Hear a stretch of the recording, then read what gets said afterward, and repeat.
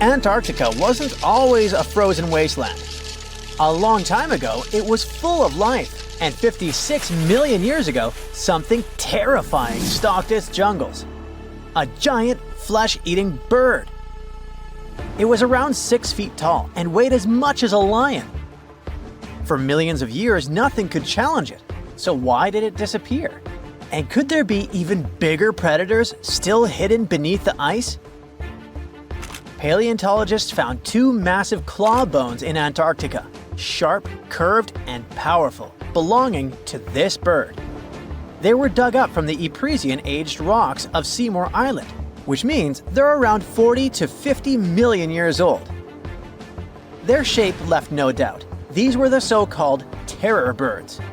Their scientific name is Forus raceti, some of the most fearsome predators to ever walk the earth. They were flightless and didn't even need wings. Instead, they could sprint at breakneck speeds, like ostriches from a nightmare. For millions of years, these birds ruled South America.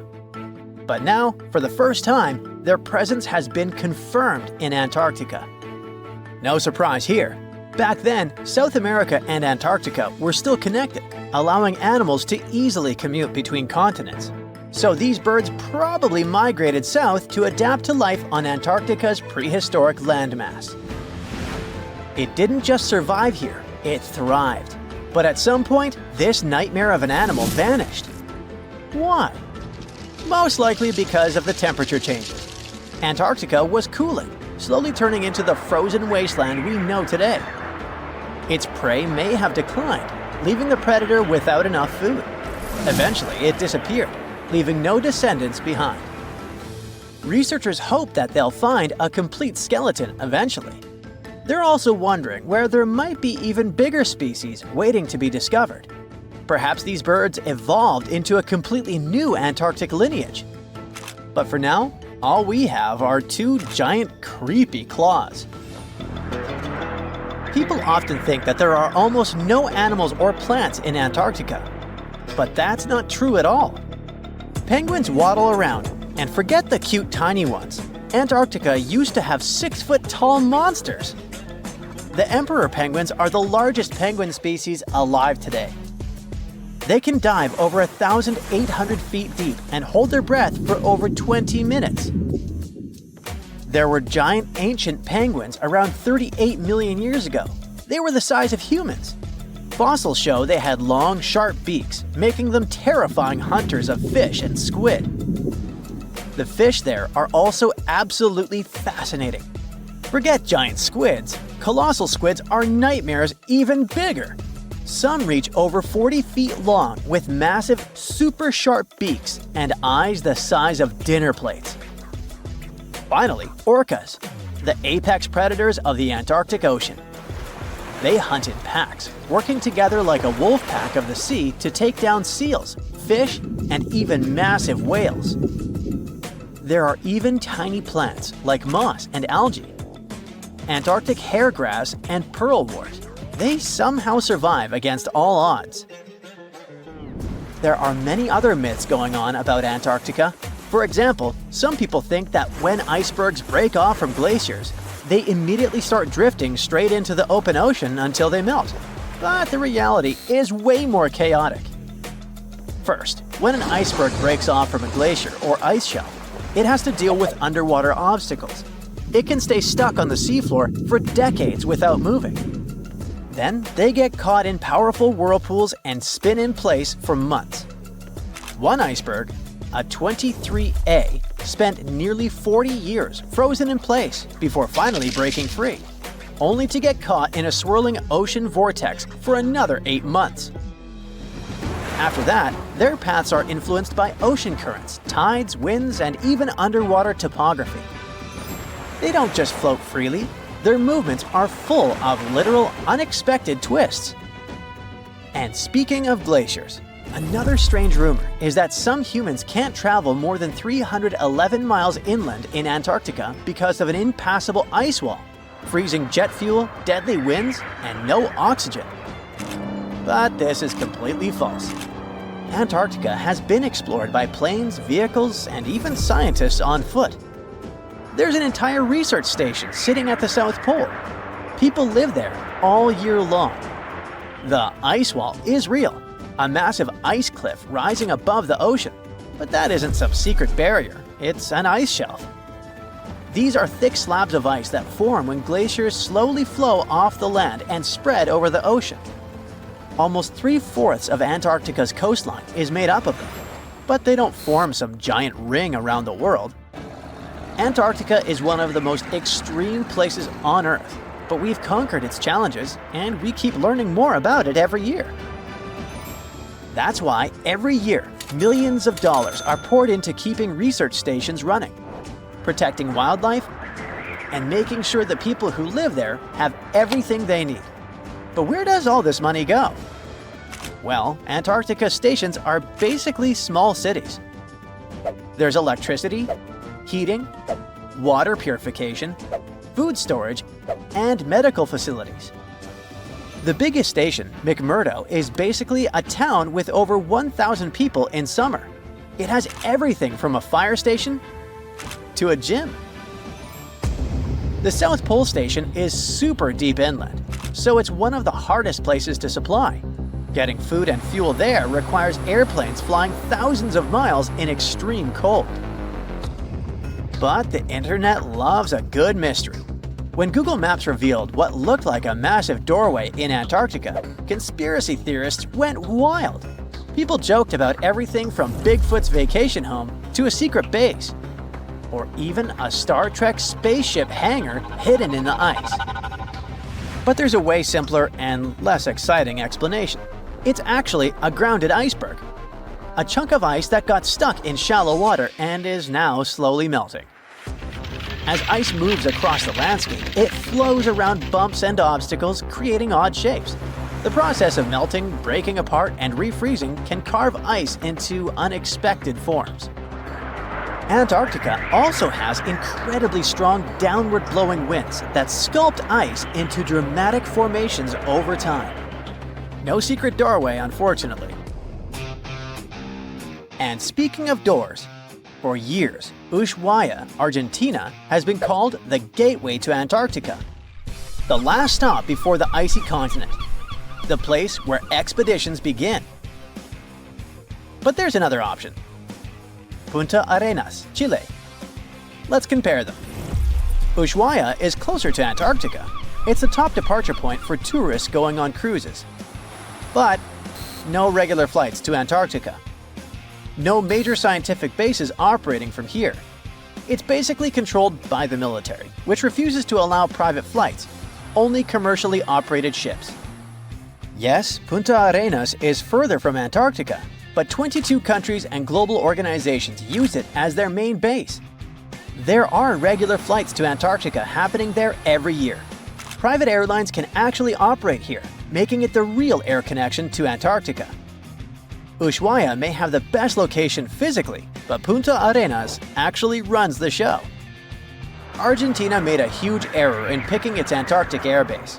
Instead of setting up a simple, accessible base at sea level, they built Marambio Base, very high, on rough terrain, completely impossible to reach by land.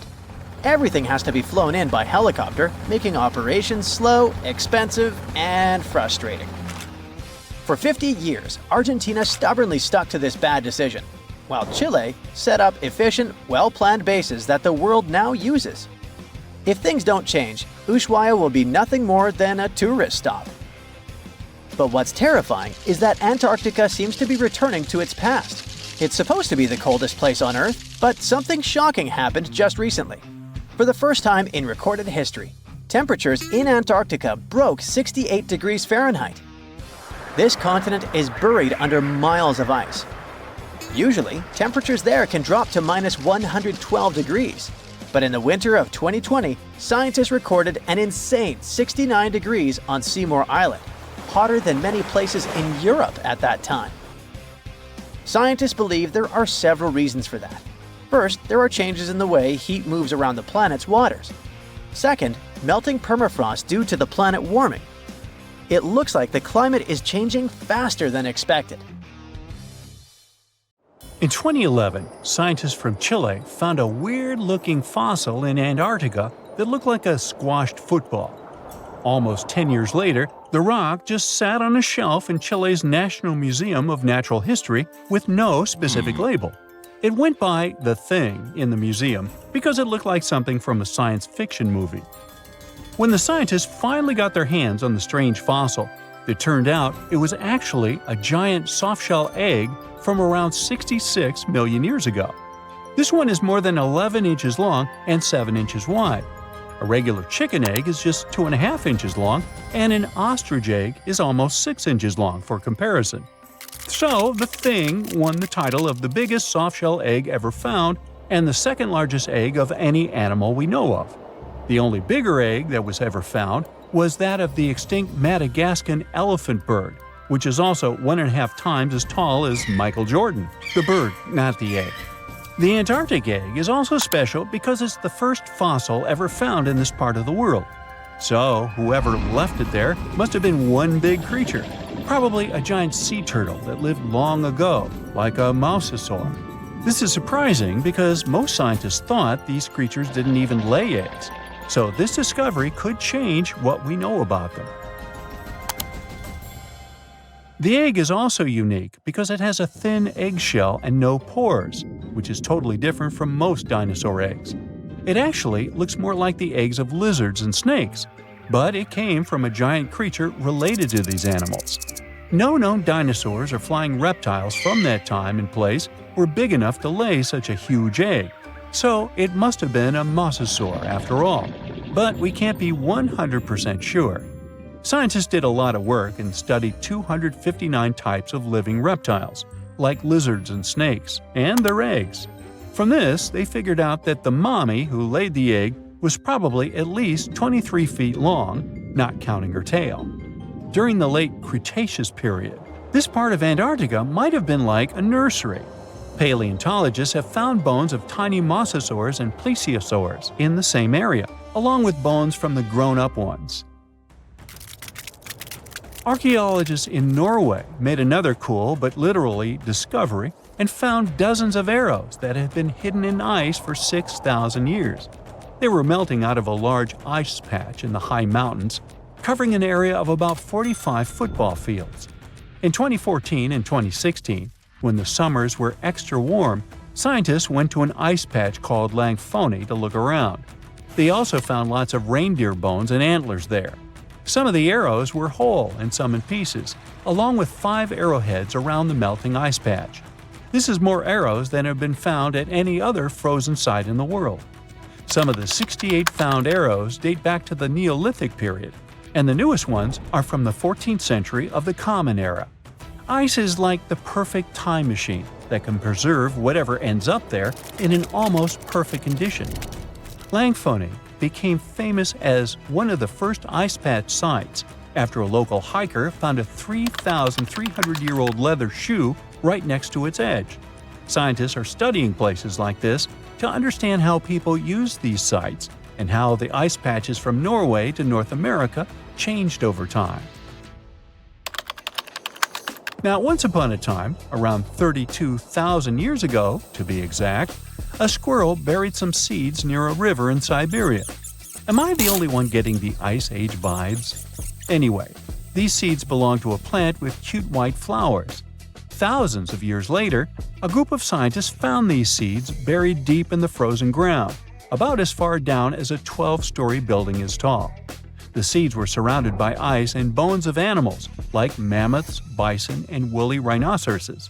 The mature seeds had been damaged, maybe by some squirrel, but some of the younger seeds still had good plant parts inside them. The scientists carefully took those out and put them in small containers to help them grow. And here comes the coolest part. They were able to grow the plants.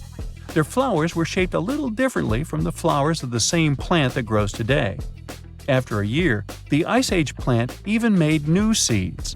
Based on this, the scientists suggested that permafrost could be a depository for an ancient gene pool, and we could find extinct species there and bring them back to life. Scientists on an icebreaker in Antarctica were looking for whales but found something way more unusual. The camera behind the ship, which is as heavy as a car, detected 16 million ice fish nests on the floor of the Weddell Sea. The nests were located about every 10 inches in all directions and covered an area of 93 square miles, which is slightly bigger than the whole of Washington, D.C.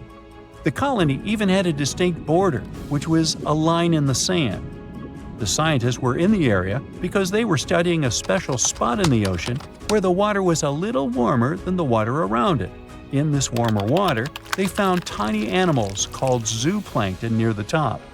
When the young ice fish hatch, they swim up to this area to eat the zooplankton before going back down to the seafloor to grow up and have their own offspring. Since there was so much food, it made sense to see ice fish in this warm water. But they didn't expect to find such a huge number of ice fish nests, much more than anyone had ever seen before. New Zealand's Antarctic Heritage Fund found some old photo negatives in a hut in Antarctica. They turned out to be unique images from the Ross Sea Party. It was a famous failed expedition led by Ernest Shackleton. He wanted to become the first person to cross Antarctica by land, from the Weddell Sea to the Ross Sea, passing through the South Pole. But things went wrong when their ship, the Aurora, was blown out to sea. They had to use the hut from another explorer, Captain Robert Falcon Scott. His goal was to be the first person to reach the North Pole, but sadly, he didn't succeed either. The negatives were made of cellulose nitrate and were found stuck together in the small box. The Trust took the negatives back to New Zealand, where they carefully separated them and discovered 22 hidden images. Many of the photos were damaged, but the Trust could still recognize some familiar places around McMurdo Sound, a well-known area in Antarctica. No one knows for sure who took the pictures. In December 2021, some scientists noticed a strange mark on the Larsen Ice Shelf, a giant sheet of ice off the eastern coast of Antarctica. They thought it might be a river flowing under the ice, so they drilled down over 1,600 feet to check it out. They expected to find water, but they didn't expect to see that the water was full of fast-moving creatures called amphipods. The scientists also found that the water in the underground river had unusual layers of currents moving in different directions, which they still don't fully understand. Another surprising thing happened during their research. On December 20th of the same year, a volcano erupted far away in Tonga, and the pressure waves from the eruption were detected all the way down in the ice river in Antarctica. It shows how everything on our planet is connected, even in the most distant places. In a frosty Canadian park, hidden deep beneath layers of thick ice, scientists discovered a bizarre skeleton they named the Frozen Dragon. The skeleton had been in the frozen ice for millions of years. It took experts decades to work out the species of this strange fossil. It was identified as a new genus of pterosaur. Pterosaurs were massive flying reptiles with wingspans of over 16 feet. Their heads were 3.5 times the size of their bodies. Pterosaurs lived 76 million years ago when they soared above the dinosaurs. Scientists described them as the biggest, meanest, and most bizarre animals that ever flew. The new genus has been named Cryodragon boreas, which translates to Frozen Dragon of the North Winds. In 2013, a young mountaineer was climbing one of the tallest mountains in Western Europe, Mont Blanc. He noticed a strange metal box poking out of the snow. The mountaineer pried the box open and found that it was filled with precious rubies, emeralds, and sapphires. The climber immediately handed the box to the authorities. It was discovered that the box likely belonged to a passenger on one of 2 flights from India that crashed into the mountain over 50 years ago. The box was valued to be worth over $200,000, and authorities are still searching for the heir to the small box of treasures. In northwest Siberia in 2007, a reindeer herder was on an outing with his sons when he noticed something strange in the ice. The man realized it was a frozen mammoth calf and immediately contacted the local museum. The calf was named Luba. and was the best preserved mammoth mummy in the world at the time of its discovery. Luba had been in the ice for 41,800 years and is around 30 to 35 days old. From trunk to tail, the mammoth calf is roughly the same size as a large calf. If you're interested in seeing for yourself, Luba travels to museums all around the world. On the frozen continent of Antarctica, covered in layers of ice and snow, is Mount Erebus, the frozen volcano. The volcano was discovered in the middle of an eruption in 1841 by explorers on an Arctic expedition. The volcano is over 12,000 feet tall and has been active for the last 1.3 million years. Deep within the middle of the volcano is a huge crater filled with large volumes of molten lava. The volcano has occasional explosions, which means it's classified as being in continuing eruption.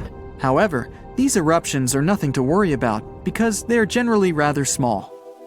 Back in 1991, two hikers were traveling across the Italian Alps when they stumbled across a body that they presumed to belong to a recently lost hiker.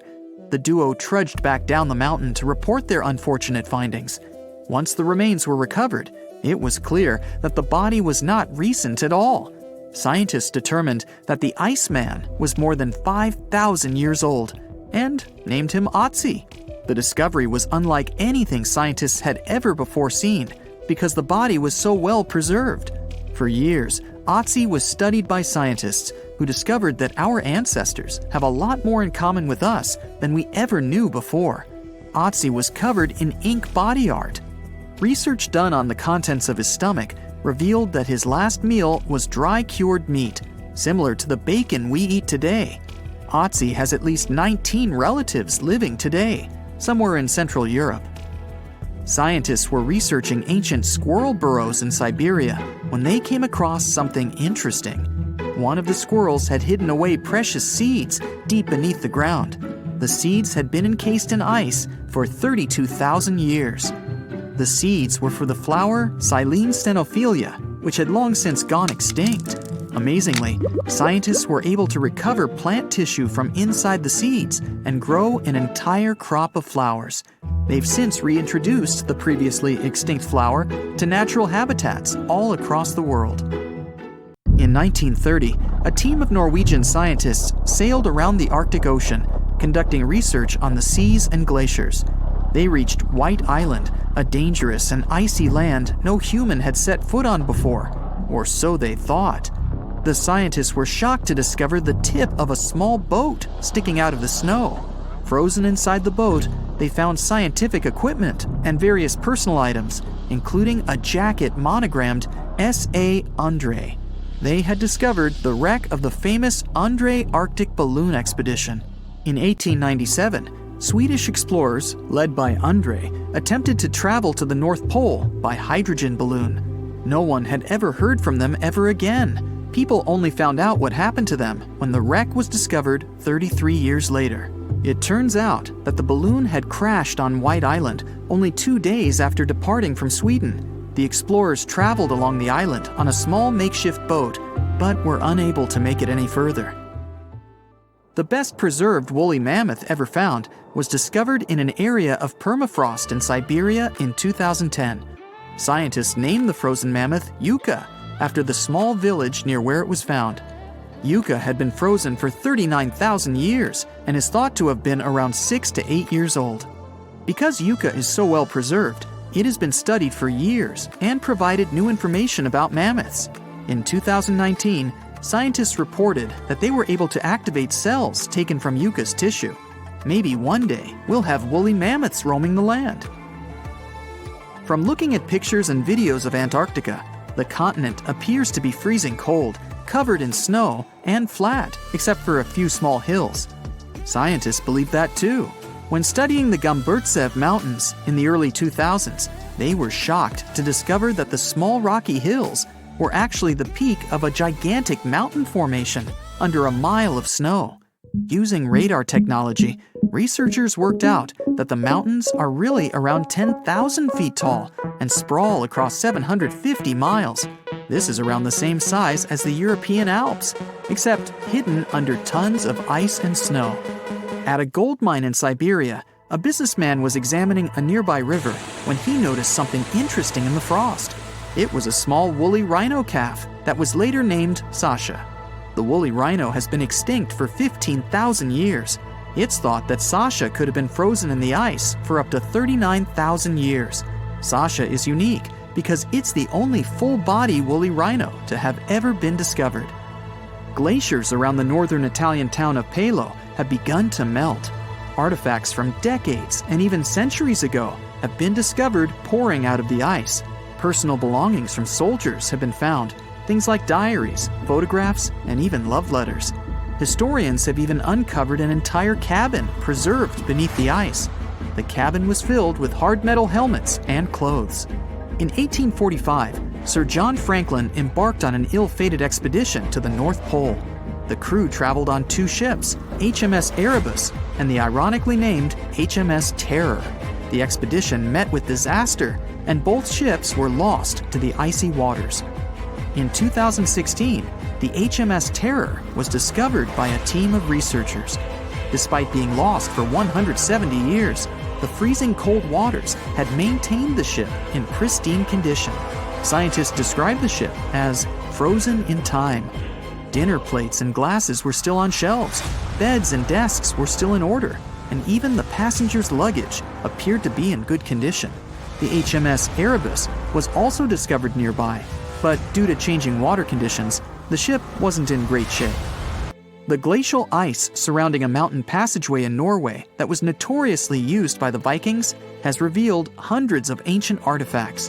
One of these artifacts was a giant unopened wooden box that was welded together.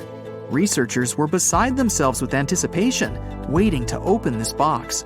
They believed it would be filled with Viking treasures or artifacts that would give us an insight into ancient society. When they opened the box, all that was inside was a plain old beeswax candle.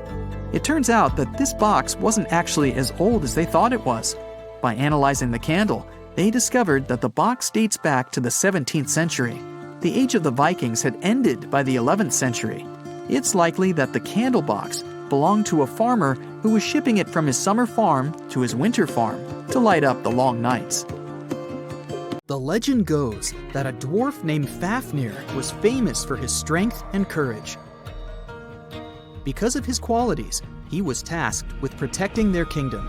Dwarves were known to gather a lot of wealth, so a bit of added security was a must. I mean, they lived in a house made from gold and precious gems. But Fafnir also had another special talent. He was able to shapeshift. Tricked by Loki, the Norse spirit of mischief, Fafnir was taken over by his greed and the shine of his father's treasure. He decided he did not want to share any of it, not even with his father or his brothers. He stole it and ran away all by himself to a place he'd be hard to find, the middle of the desert. To protect his wealth, Fafnir transformed into a huge dragon. His new appearance looked like a huge snake, powerful and scary. His magical powers did not end there, though. Because the dragon couldn't fly, he also spread poison all around his new home, so no one had a chance to survive if they wanted to take his gold away. Fafnir was soon defeated by a young hero named Sigurd. The legend of Fafnir tries to explain why family is more important than greed. It also shows the many magical powers dragons possess. But the most interesting part is that it's quite a good example of how dragons came to be in our tales.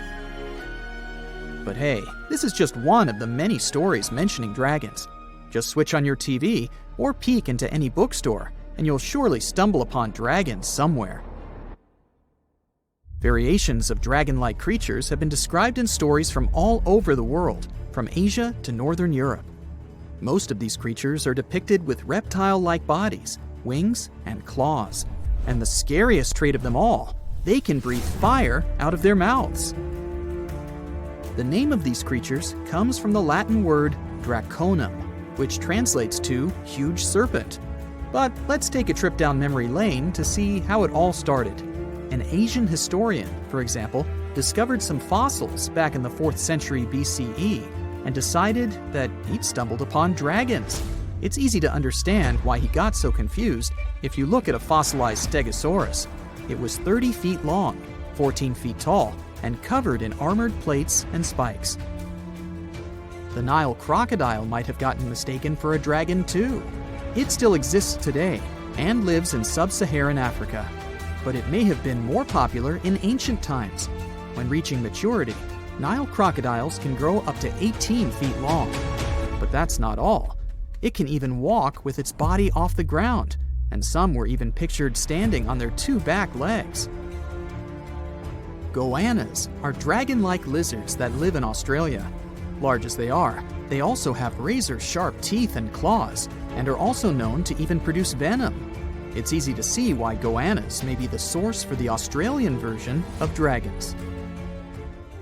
When humans first discovered whale bones back in the day, we had no idea these animals lived in the sea. Given their size, we surely must have thought they were dangerous. And because we rarely see whales, if we don't go underwater of course, they were poorly understood and easily mistaken for dragons too. Probably the most interesting source of dragon mythology is actually the human brain. In a book called An Instinct for Dragons, there was a theory which claimed that dragons existed in almost all ancient cultures because we had evolved to fear large predators to survive. We aren't the only mammals to do this. Monkeys have an innate fear of snakes and large cats too, for example. When you combine these natural traits with folklore, you get a lot of dragon stories everywhere, adapted to each region. Reptilian beasts with magical powers date back as far as the origins of human civilization itself. I'm talking about ancient Mesopotamia. Humans back then used to believe in all sorts of creatures, but their head spirit was Marduk, the patron of the city of Babylon. If you look at the artwork from back then, Marduk was depicted with a snake-like dragon at his side. It could be either nice or vengeful, depending on what mood it was in. If you want to sign up to become a dragon, the first thing they'll ask you at the interview will be if you can breathe fire, of course. So scientists have tried to look into some ways that could make it real for dragons to breathe out fire without damaging their throats. To do that, they examined the bombardier beetle. This eccentric insect can pack up some really hot substances in its belly. Once the creature gets bothered by something, it shoots out a fiery load of chemicals. In all fairness, it's not really fire, but it does burn, so it's close enough. Going back to dragons, they'd need to have similar glands in their throats to produce the same effect. But where do dragons come from? They didn't just appear out of nowhere, regardless of the source you consult. Some tales, like that of Fafnir, say that even humans can turn into dragons. But the most popular theory is that dragons start out as eggs. Some sources even draft a series of stages a dragon has to go through during its life. Everything starts with hatching. Dragons are said to eat their way out of those shells and break the sides of the egg. Then there's the wormling stage, which is what dragon specialists, or dragonologists if you like, call a newly hatched dragon. It's still small and weak, but don't worry, it can take care of itself pretty well. The rest of a dragon's life stages are pretty self-explanatory. There are grown-up dragons, then ancient ones. A dragon's life ends when it reaches the twilight stage. Some sources claim dragons never stopped growing. Others even say they never reach the end of their lives. They just pass on to another type of spiritual existence.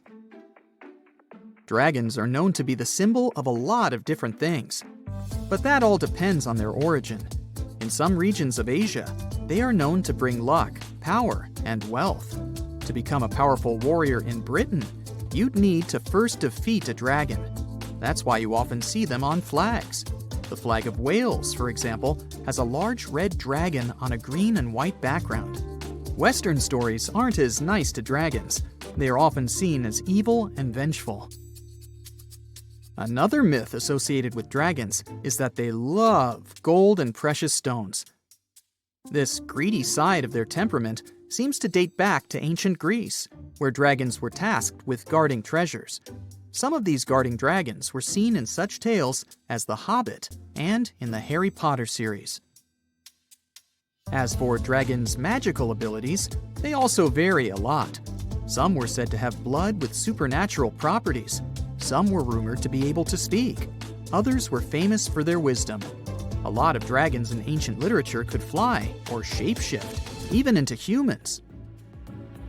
Some real-life creatures got their names thanks to bearing a resemblance to dragons, like the dragonfly that has more than 5,000 subspecies we know about. It got its name from folklore tales, as Europeans in the Middle Ages saw it as an evil insect. Dragonflies were accused of some really nasty things, like biting people's eyes and mouths. But the creature that resembles mythical dragons most is a reptile called the flying dragon. They're seen in wooded areas of Southeast Asia. They don't really have wings per se, but parts of their ribs are elongated to support some extra skin that allows them to leap through the air between trees. Those wings are also brightly colored and contrast with their brown bodies.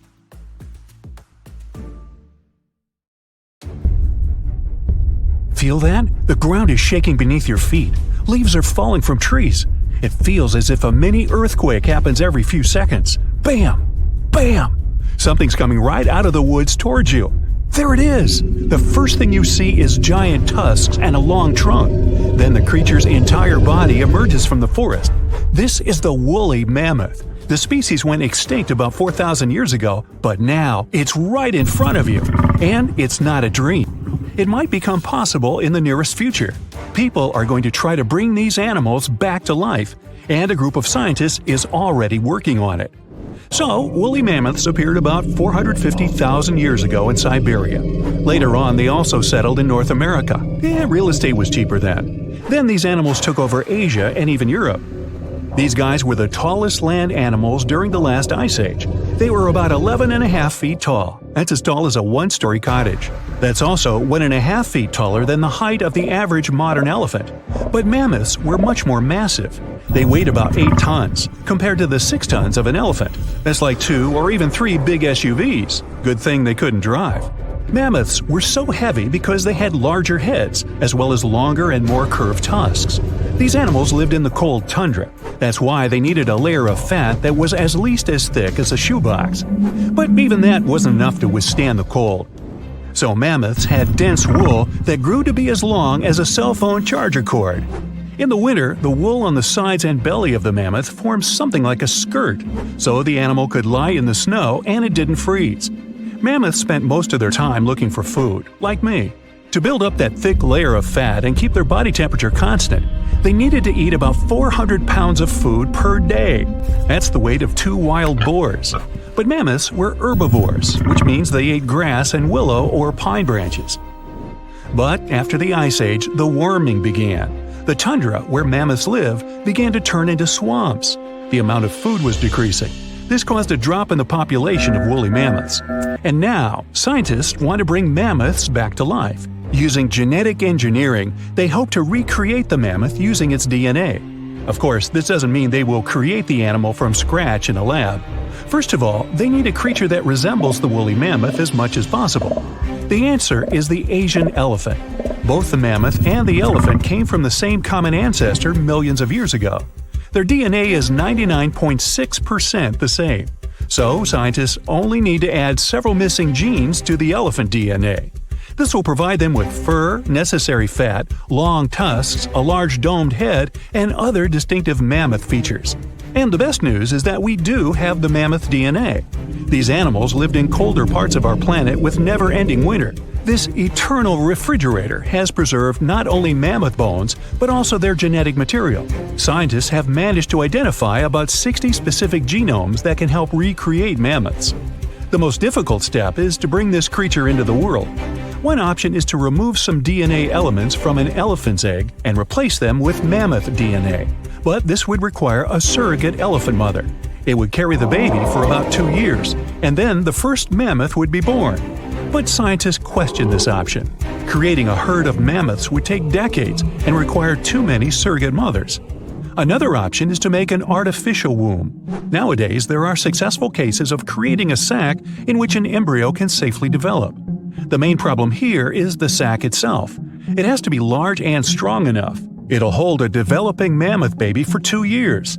In the end of this period, it'll have to withstand the weight of about 200 pounds. But it's also important to remember that elephants live in a matriarchal society, just like mammoths did. And when an elephant is born, the first thing it sees is its mother.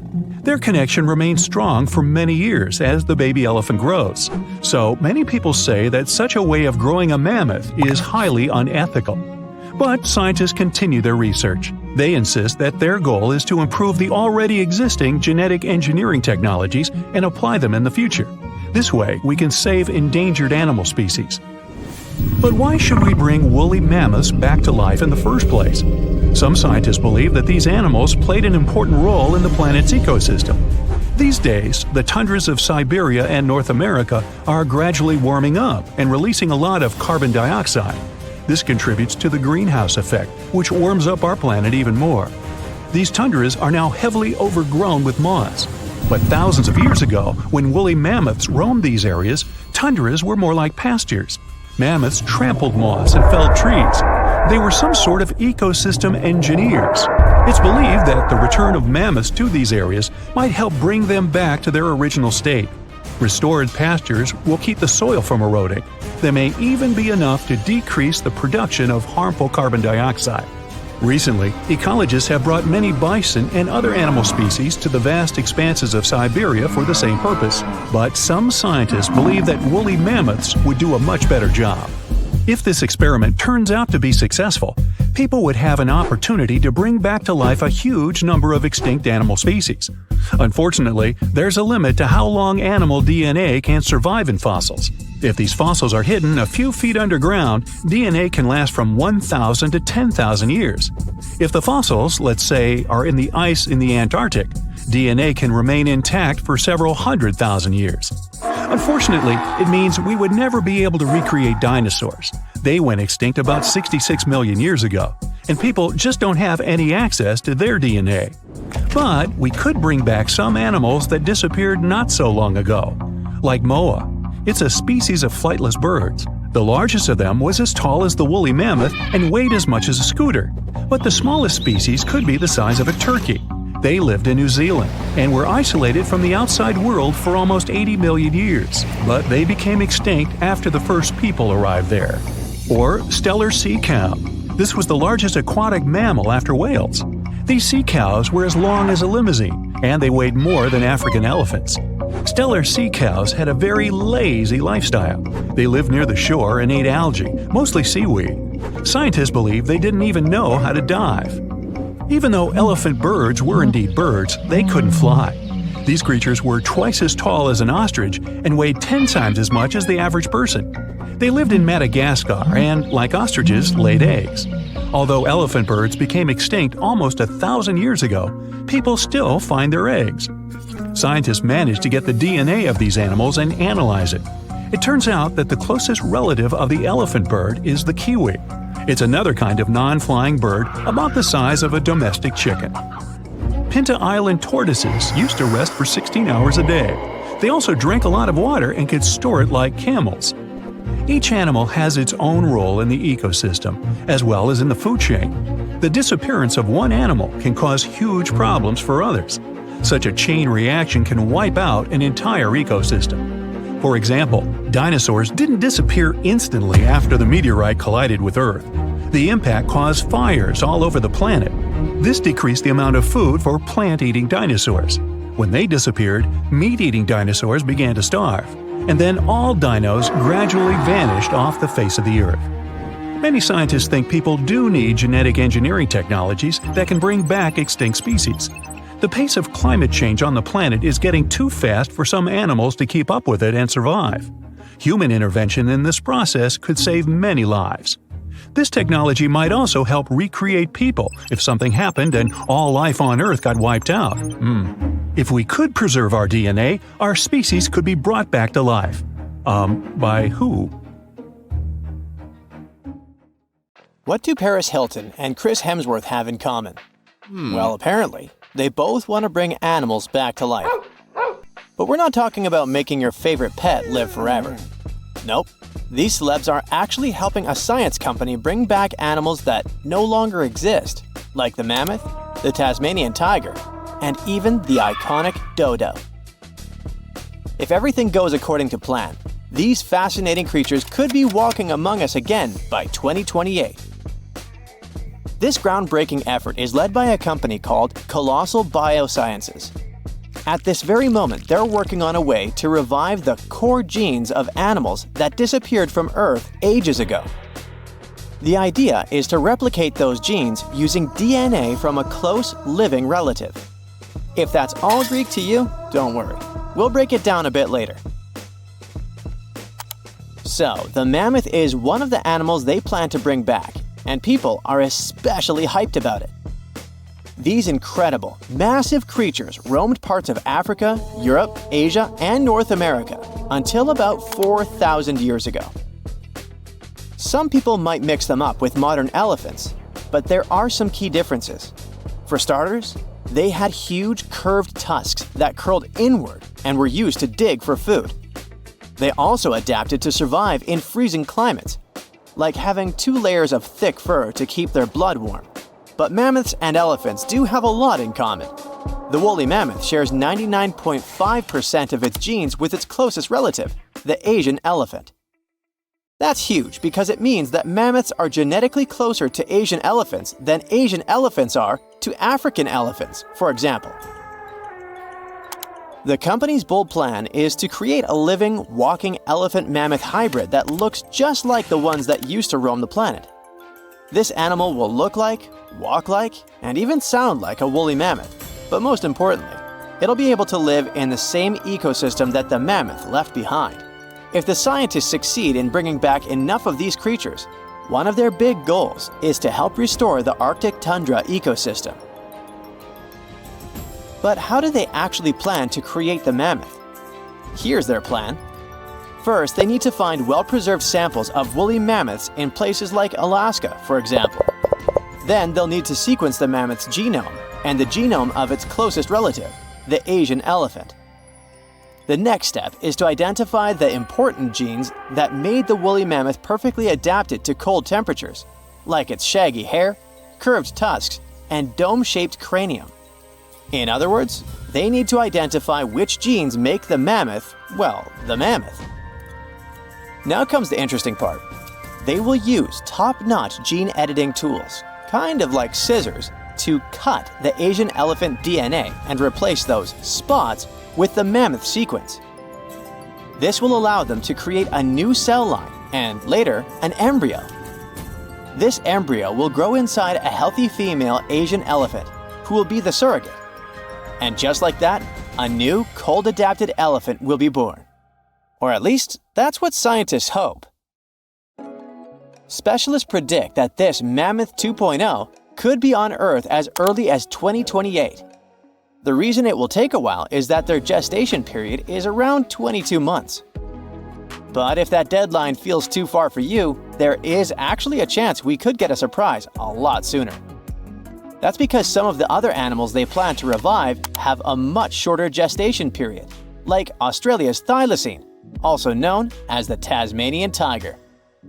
The company is also doing whatever it takes to give this animal a second shot at life. And the good news is that the process seems to be well advanced. Recently, the group announced that the Tasmanian tiger's genome is about 99% complete. This animal was native to the Australian mainland and the islands of Tasmania and New Guinea. A big part of the Tasmanian tiger population disappeared over 3,000 years ago. But about 5,000 of them kept roaming around until pretty recently. It's believed that the last thylacine passed away in 1936. To revive the Tasmanian tiger, scientists first need a sample of the ancient animal. So they took RNA molecules from a 110-year-old preserved head that had been kept in ethanol.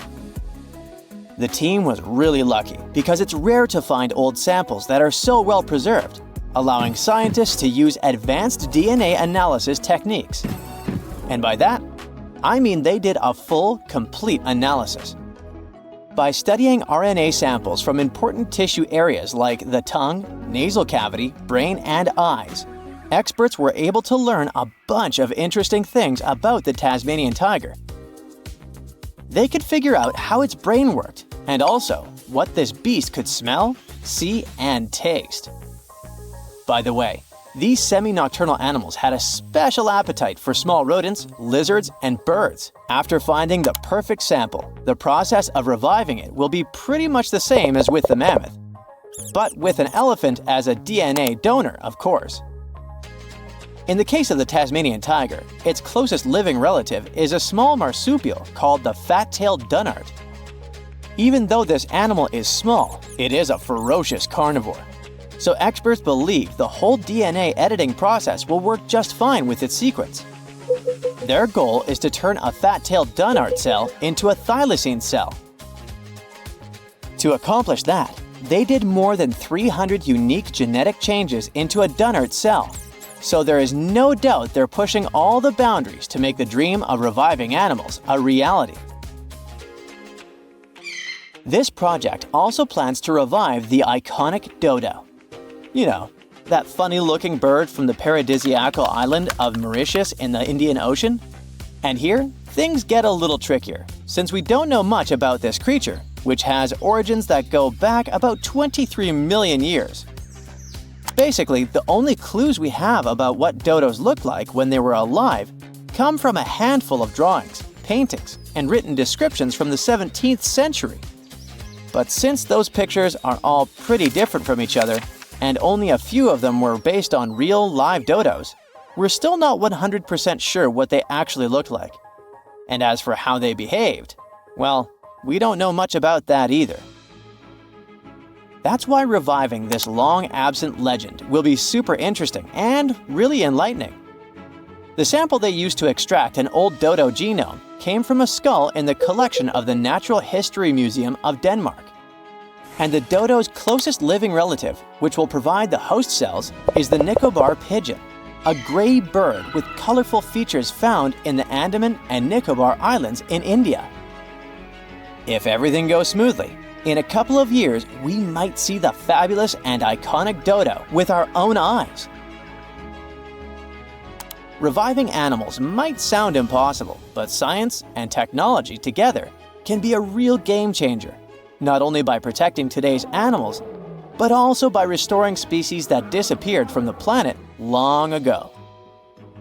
Actually, we've already pulled this off. A wild goat called the bucardo, also known as the Pyrenean ibex, went extinct in the year 2000. But 3 years later, scientists managed to bring it back to life, using a method pretty similar to what we've talked about in this video. It took 57 tries, but one of them finally worked, and a bucardo clone was born. Unfortunately, the animal only lived for 10 minutes. You might think that wasn't a success, but it was actually a huge step forward in the whole animal revival field. Now, specialists can only hope the project to bring back the dodo, the mammoth, and the Tasmanian tiger go a bit better.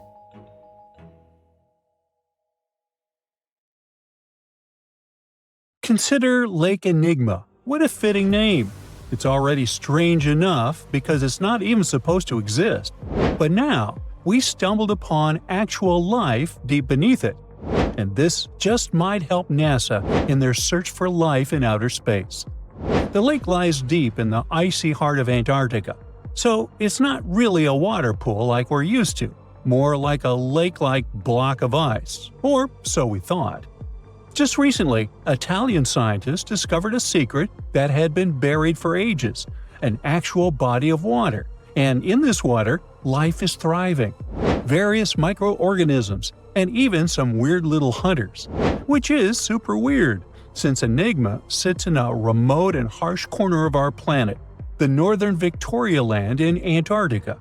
The entire South Pole is cold, but in this place, temperatures can plummet to a horrifying minus 41 degrees Fahrenheit, though on average it's around 7. Chilly. Like we said, this lake shouldn't even be there at all. Antarctica is technically the largest desert on Earth, even though it's covered in snow, because it's super dry. There are 0 rains, truly little snowfall, and the sun barely evaporates anything. And even if there is some water, the insane winds make sure to dry everything out super quickly. Putting on our thinking caps, this lake should lose an unimaginable 7 million cubic feet of water every year. Yet, the water remains. Why? No one knows. Scientists say there could be something deep underground that refills it constantly. They just have no idea what that might be. Maybe deep underground rivers, melting ice, or something else entirely. But hence the name, the Enigma Lake. The block of ice we mentioned is permanent and super thick, at least 36 feet of it, and that's higher than a 3-story building. So researchers decided to check out if there's anything beneath it. They used a so-called ground-penetrating radar, a super smart echo detector for the ground. This radar sends invisible radio waves into the Earth. When they hit something underground, like rocks, water, or anything else, they bounce back to the device. By measuring how long it takes for the signal to return and how strong they are, we can determine the distance and what exactly the radar hit. That's how animals like bats, whales, and dolphins can see underwater. And we humans stole this cool nature idea to research buried structures and hidden caves. Scientists used this device all over the Enigma surface. This way, they were able to create an entire map of this under-ice world beneath. The water itself wasn't surprising. It's the unique ecosystem in it that shocked them. Unfortunately, no secret monsters or extraterrestrial secrets this time. But there are microorganisms there that may not exist anywhere else on Earth. Somehow, these creatures have managed to survive in complete isolation and extreme cold. It's not that we don't know these microorganisms, we've met them before, just not exactly like this. There are a couple groups hanging out down there. The first one is Bacteroidota. They love breaking down complex molecules, especially in your stomach, and help digest tough plant fibers. They mostly hang out inside us, but in the outside world, we might occasionally find them in soils and oceans. Then Actinobacteriota, genius chemists among bacteria.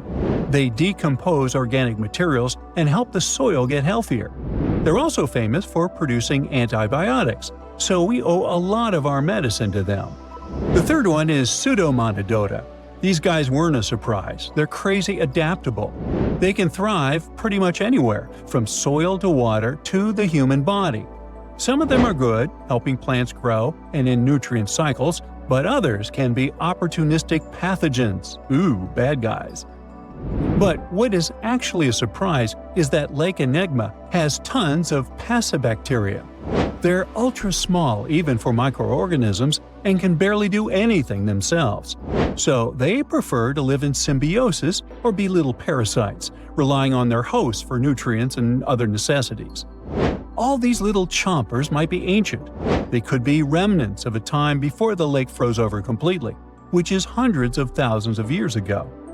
It's simply weird to encounter these bacteria in the Enigma Lake, especially the little parasites. Passibacteria usually love low-oxygen environments, but this lake is very oxygen-rich, not even mentioning an almost 40 feet of ice above. So all this means that even though we know who these guys are, this specific species might be new to us. They could have evolved with some unique adaptations and abilities using the lake's unusual chemistry. They probably rely on a super simple and delicate food web. Some of the microorganisms produce energy from light, well, whatever light gets down there, or the lake's chemicals. The symbiosis guys most likely survive by living on or inside their neighbors. Yep, these microscopic creatures hunt each other. Nope, things can't be peaceful even in a place like that. If we find out what their secret to survival is, we might learn more about chemistry, medicine, and even extraterrestrial life. Because if life can endure such extreme conditions, then it can probably appear pretty much anywhere, including our closest neighbors, Europa or Enceladus, the moons of Jupiter and Saturn. They definitely hide oceans beneath their frozen surfaces, And now there's a very high chance there might be some life there. Antarctica must be the closest thing we have to extraterrestrial exploration before we actually land on other planets. It's full of hidden mysteries and surprising creatures. Even outside of Lake Enigma, the South Pole harbors life. Just take the McMurdo Dry Valleys, which are often referred to as Earthly Mars. These are among the most mysterious and extreme places on our planet. They're stretching across Victoria Land in Antarctica, and this is one of the driest places on Earth. Makes sense if you remember the name. Surprisingly, unlike other parts of the South Pole, this land is almost entirely devoid of snow and ice, just lots of super cold ground. There might even be some sand dunes nestled here and there between the rugged mountains. The ground is mostly covered in loose gravel, scattered with ancient rocks made of granite, and something interesting called gneiss, just spelled differently. It's the type of rock that's been through a lot, literally. It's usually born when granite and sedimentary rocks have to endure insane pressure or horrifying heat for a while, a process called metamorphism. These conditions are so intense that they literally rearrange the minerals into layers. That's why gneiss has such beautiful foliated looks. It's the planet's version of baking a layered cake. It's amazing because this place is almost exactly the way it was millions of years ago.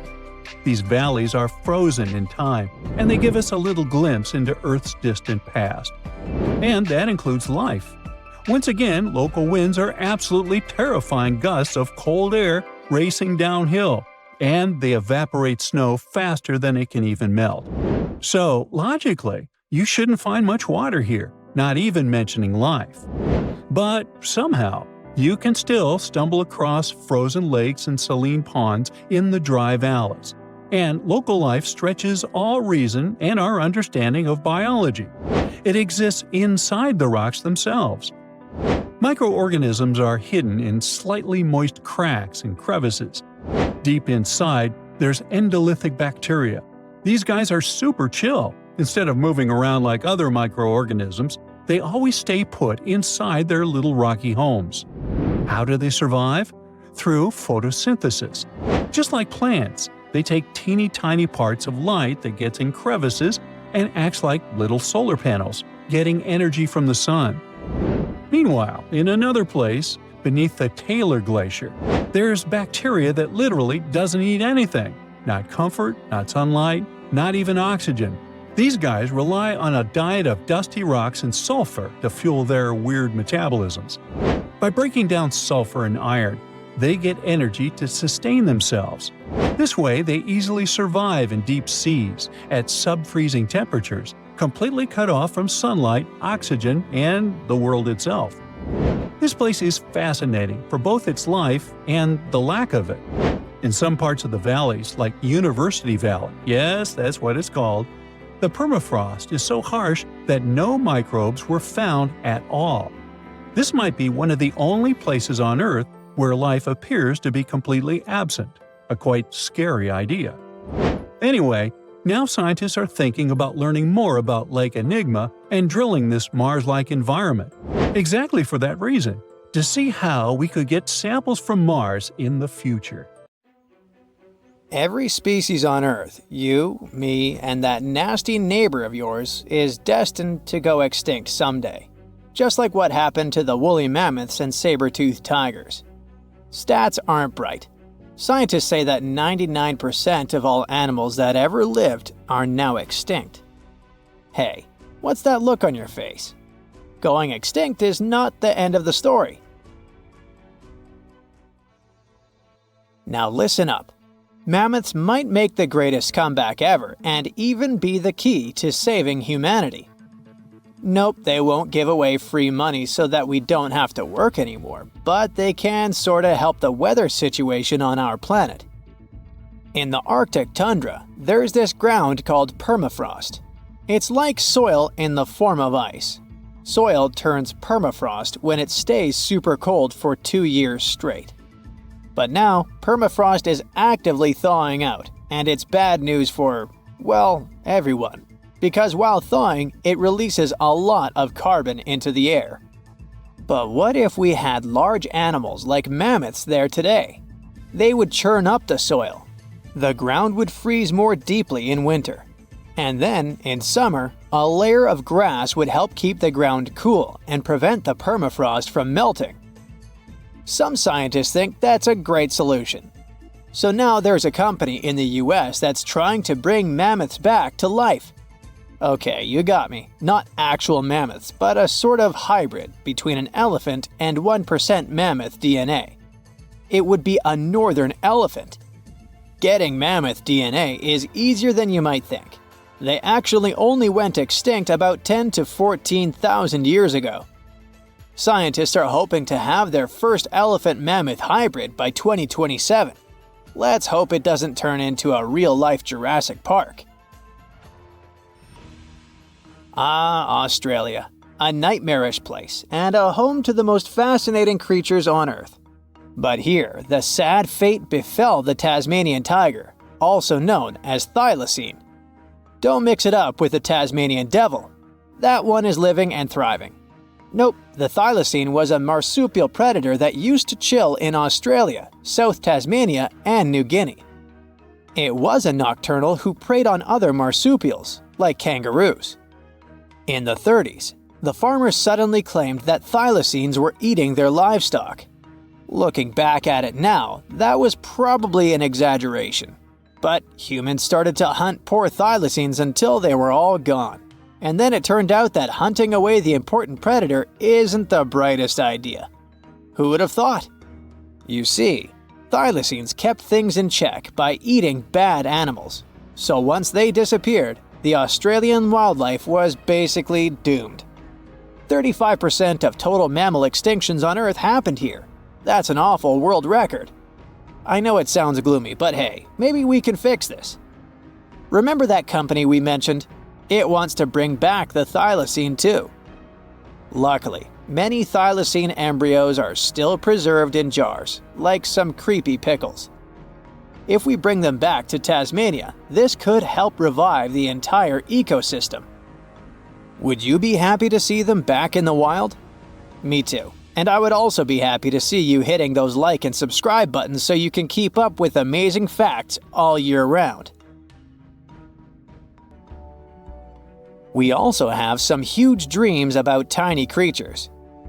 Take a trip to Mount Hotham Ski Resort in Victoria, Australia, and here you can find the mountain pygmy possum, a tiny bundle of cuteness. These guys are super rare. We even thought that they were extinct. All we had was their fossils. But then, some skiers spotted a possum in a log pile at the ski lodge in 1966. Imagine suddenly making a great discovery while chilling on vacation. These little possums can spend 7 months of the year sleeping under the snow. They wake up occasionally to eat some stored food, and then they wake up in the spring to eat even more, find a mate, and go back to sleep again. What a relatable fella. Since they've made it into this video, you can guess they're pretty endangered. There are less than 2,000 left in the wild, all because their current homes don't fit them that well. But hooray, we can help them too. You see, their ancestors lived in lowland forests about 20 million years ago.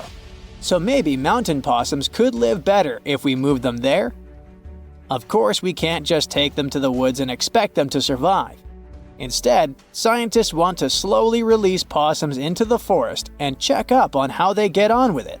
Let's hope these cute creatures will adapt to woodland life. The southern gastric brooding frog, also called the platypus frog, was quite a unique creature. It was discovered in 1972 in Queensland, Australia. Back then, this fella shocked the scientists with its super weird birthing practices. Check this out. The mother frog swallows her eggs, turning her stomach into the womb. Then she doesn't eat at all for 6 weeks straight. I could never. Meanwhile, the tadpoles hatch in her stomach, start to grow, and eventually get so big that the mom literally has to breathe through her skin. And then she literally spews out her offspring left and right. Bleh. But this insane process is a great evolutionary achievement, which is why it drew everyone's attention. But the wonder didn't last long.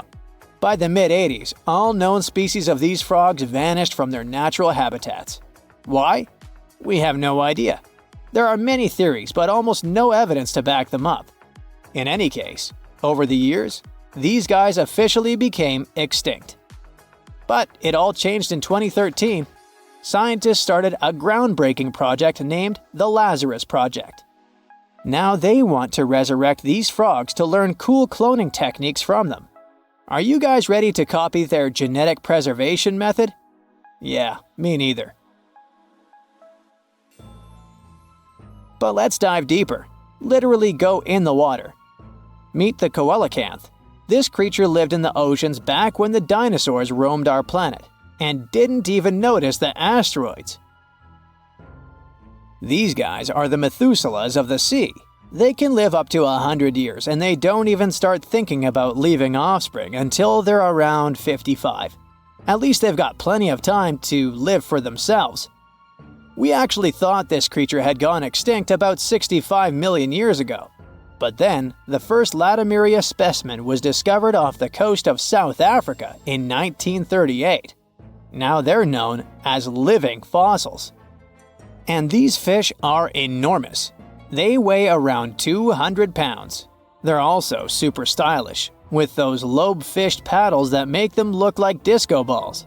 Oh, and they're great aerialists. Thanks to those versatile fins, they can even do headstands and swim belly up. The coelacanth is also a bit of a homebody. It's not very energetic and likes to live in underwater caves during the day, only coming out at night to snack on smaller fish and squid. Another animal who's literally me. Now we're trying our best to preserve this species, and I won't be surprised if it outlives us all.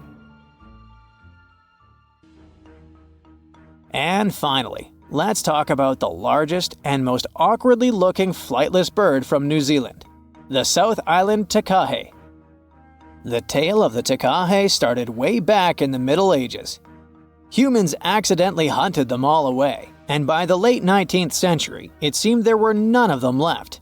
But then, they were rediscovered in New Zealand in 1948. Poor guys did all they could to hide from us in the mountains, but we still got them.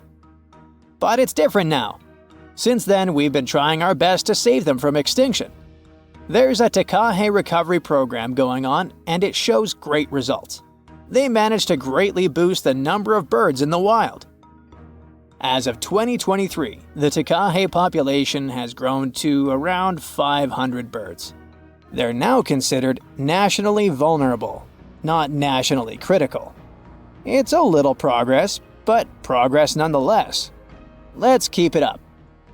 Well, a biotech company called Glacial just announced something wild. They say they've brought back a direwolf from extinction. But did they really?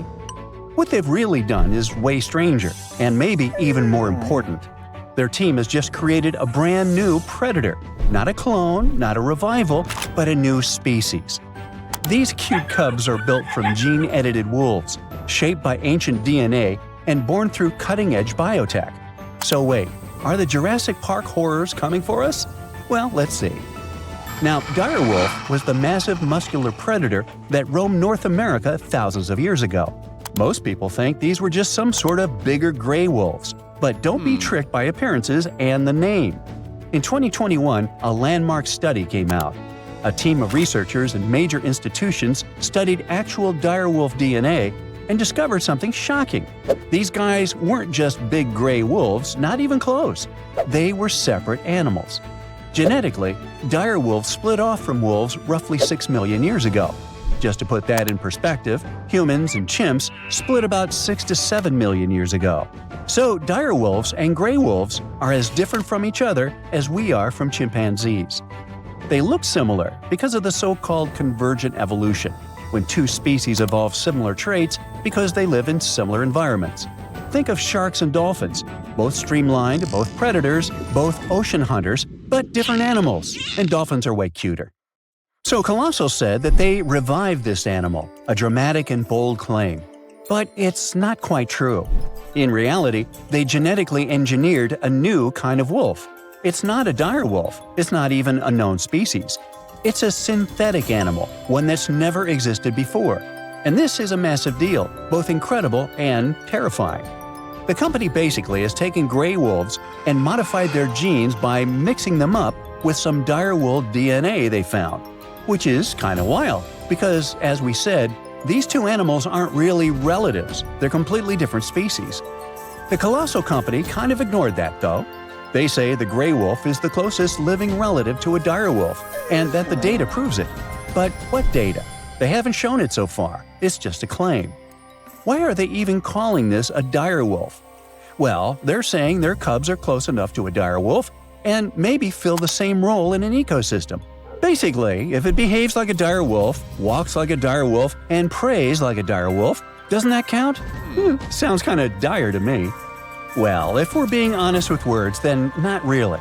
Biologically, genetically, evolutionarily, this is now a modified gray wolf. So, how good or bad is it? Let's figure it out. The good part is that the research like this might help us restore the planet's ecosystem and ecology. Colossal and similar teams are trying to develop technologies that could be used for especially important causes.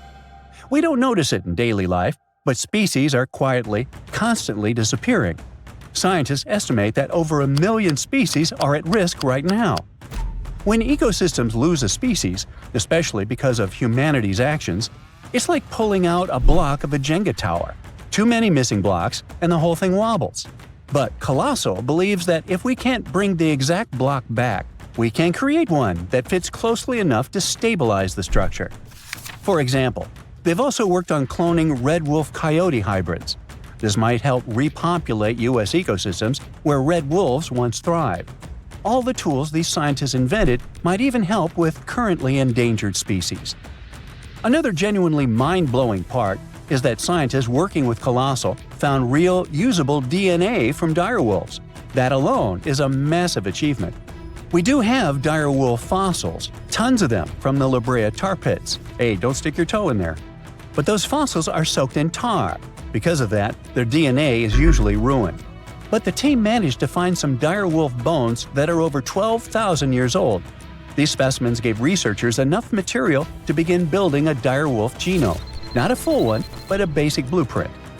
Even if we ignore the wild new species part, this achievement is still huge because it'll help us study the extinct dire wolves in more detail. We might now learn more about this animal than we ever did before. It's literally molecular archaeology. Now, all this is great, up to a point. The controversial part is, of course, the Jurassic Park one. We're not just preserving species anymore. We're starting to pull some shenanigans with it. Of course, this immediately raised tons of concerns. Both regular people and scientists are now debating heavily about this and show a lot of skepticism. Another problem is that actual ecosystems are way more complex than Jenga puzzle pieces. They're full of moving parts, millions of them, all adjusting to each other constantly. So, if you throw a new type of wolf into the mix, it won't react exactly the way a dire wolf once did. The times have changed, the ecosystem has changed, the extinction happened, nature adjusted, and throwing these cubs into the wild now might be even more destabilizing. That's why these new wolves aren't being released into the wild. They won't be hunting bison or roaming ancient grasslands. That world is long gone. Their prey is gone. Their ecosystem is gone. Instead, they'll stay to live in the lab. But if we do start to put our own animals into the ecosystem one day, what happens when ecosystems start depending on human-made species to survive? Well, it's like I always say, it's nearly impossible to science your way out of a situation that you behaved yourself into. If you can't change the behavior, the science might only be flashy and not the solution. Anyway, all these are hard and important questions. For now, we might at least exhale with relief that no one is bringing the dinosaurs back. Yeah. DNA doesn't survive more than 1.5 million years, and dinosaur fossils are stone now, not cells. You can't clone from stone. But what about animals that vanished more recently? Creatures that once lived during the Ice Age, or even just a century ago? Those are within reach. The most famous example is the woolly mammoth. These shaggy giants once stomped across the tundras of the north, shaping nature by knocking down trees, flattening snow, and fertilizing soil. Their disappearance helped turn thriving grasslands into mossy, carbon-trapping bogs. Now scientists want to take preserved mammoth DNA from frozen remains, compare it with elephant DNA, identify the key differences, and create a new hybrid. Kind of the same thing we did with these new dire wolf cubs. It would be a cold-resistant, tundra-stomping, woolly-coated mammoth elephant. Like that. These guys would be close enough to fill the ecological niche that mammoths once held. Then there's also the passenger pigeon.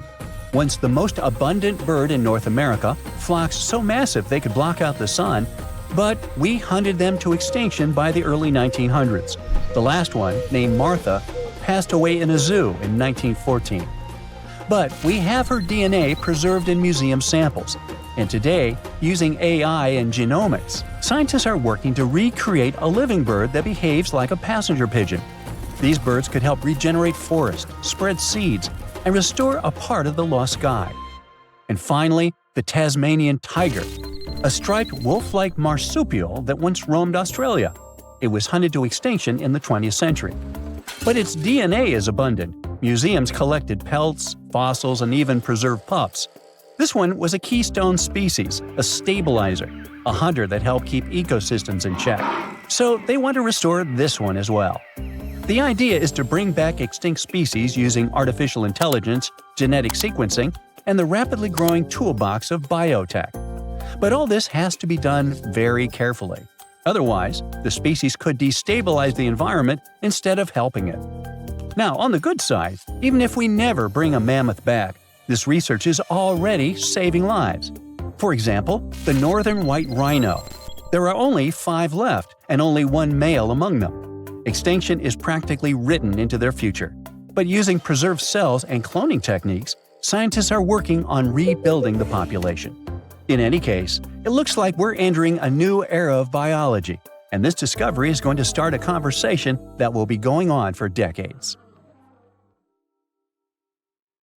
Amongst the swamps lives a strange bird with a Dutch clog for a beak. It screeches a high-pitched whine, notifying other shoebills that this is its area when it comes to food.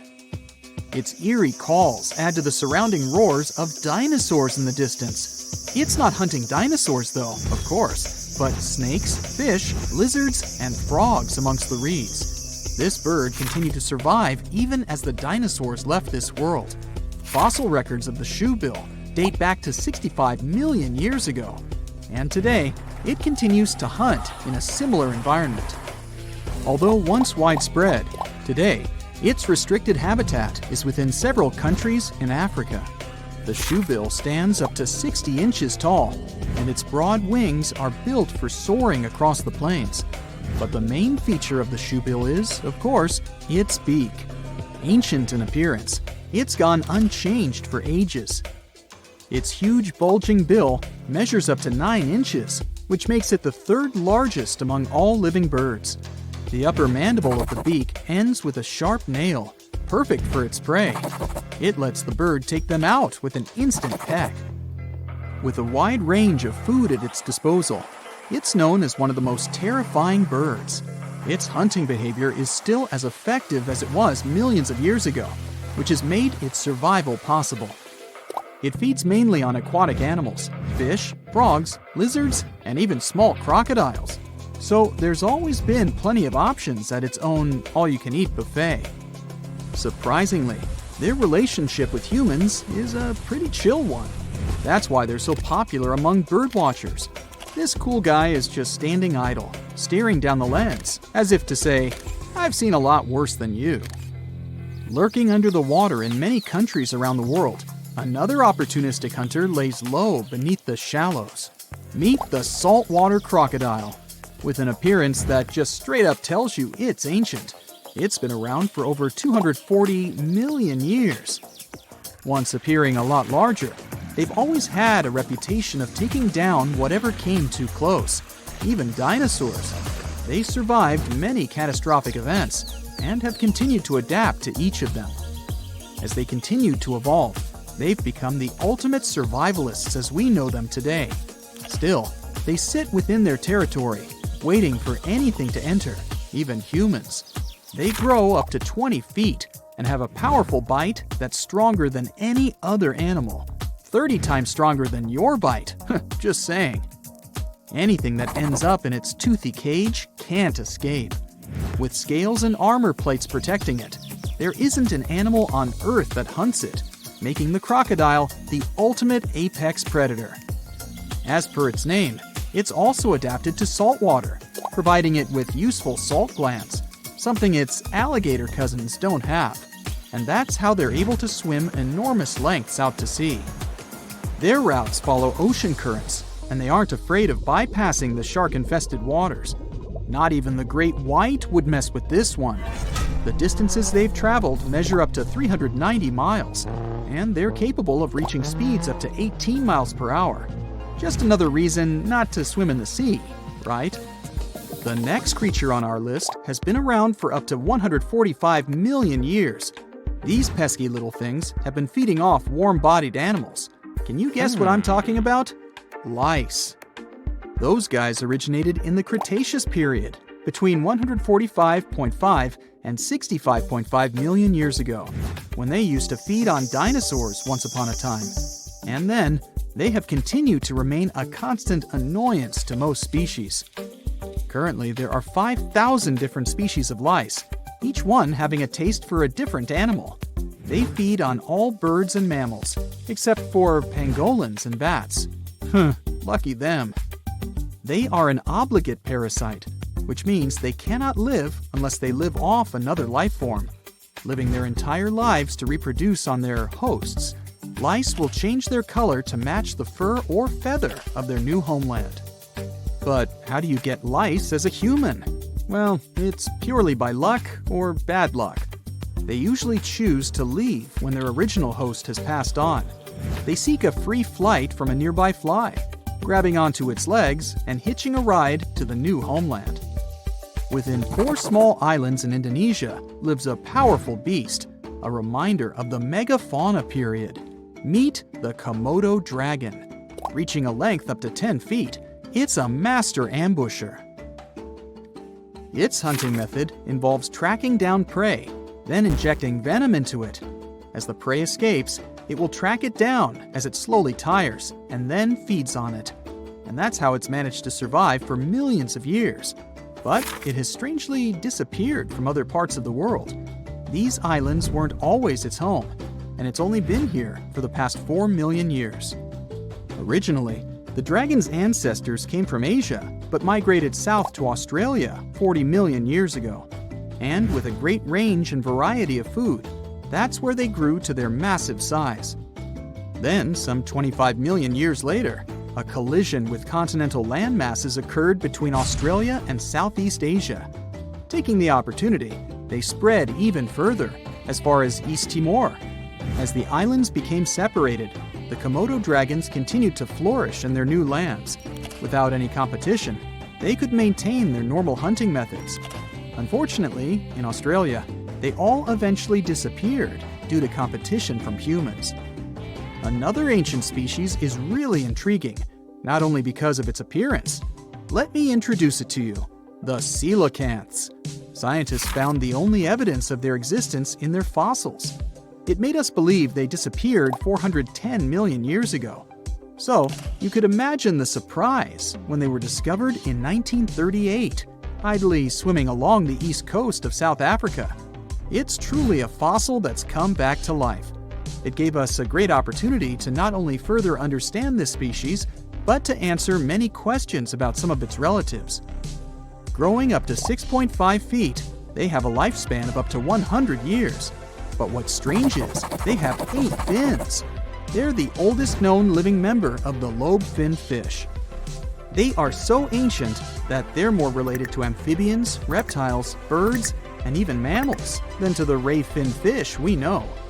Armored with strong cosmoid scales and with a hinge on their jaw that allows them to open their mouth very wide, they are truly ancient-looking creatures. But they did evolve slightly differently than their ancestors, although they still look the same. They once lived in much shallower waters and originally used lungs to breathe. After the dinosaur age, they had to move into deeper waters to feed and gradually upgraded their lungs to gills. And it was this new ability that ensured their survival. Let's go even further back to 480 million years ago. You wouldn't think that anything that existed back then could possibly still be alive today.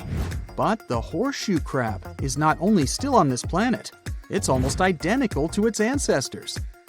Its whole body is protected by a thick plate with spikes pointing outwards.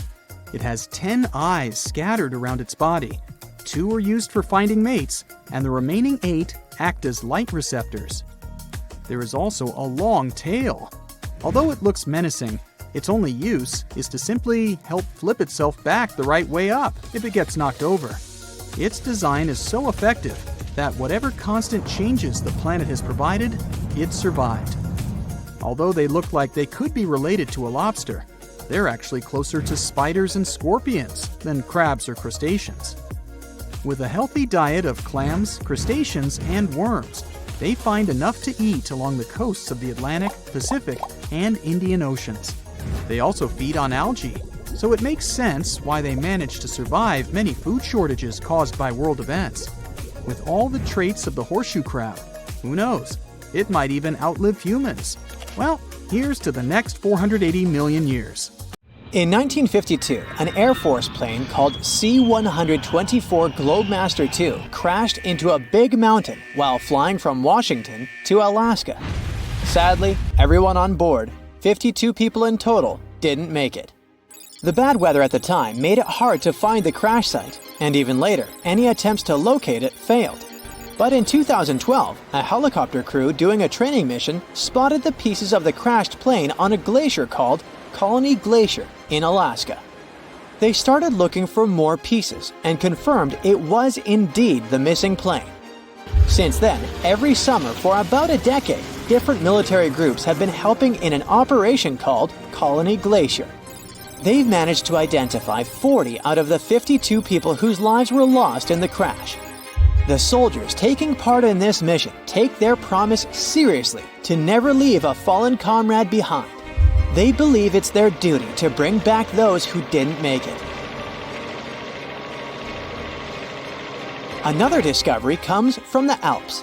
In 1991, some hikers exploring the picturesque Alps stumbled upon a human body.